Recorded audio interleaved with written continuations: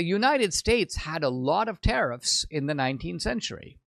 But far from the 19th century being a time of like backwardness and things weren't going so well and America was marginal. I mean, think about it. America started out as an agricultural society that was indeed pretty marginal in the world scheme of things. Great Britain, of course, was a much more powerful country than the United States, going back to the 18th century when we had the founding. But not just Great Britain. France was more powerful than America, and so were a whole bunch of other countries.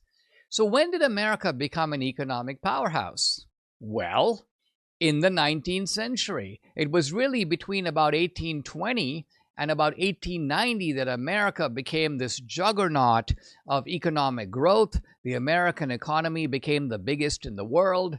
So the 19th century, particularly the second half, and this is notwithstanding the Civil War, was a period of huge prosperity for the United States. In fact, the United States only became a global power in the 20th century because it had already become a global economic power by the end of the 19th century. So the 19th century was, in fact, a time of great prosperity for America, and it was all done with tariffs, or it was all done at the same time that the United States had massive tariffs. And so if tariffs are so destructive, why didn't they destroy the U.S. economy in the 19th century? Now, our economy has, in fact, become bloated. It has become, in some ways, dysfunctional. But why is that?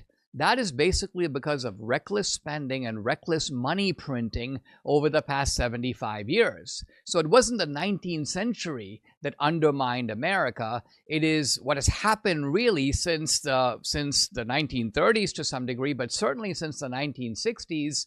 Enormous debt, enormous waste, expanding federal programs. Look at all the stuff being uncovered by DOGE.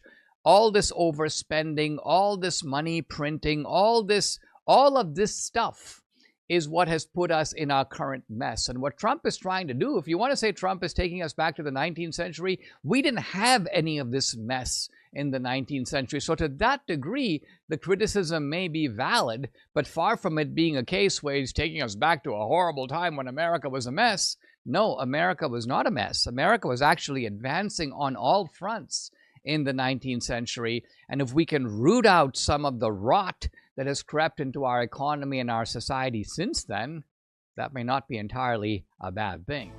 For full shows, live and on demand, it's Salem News Channel.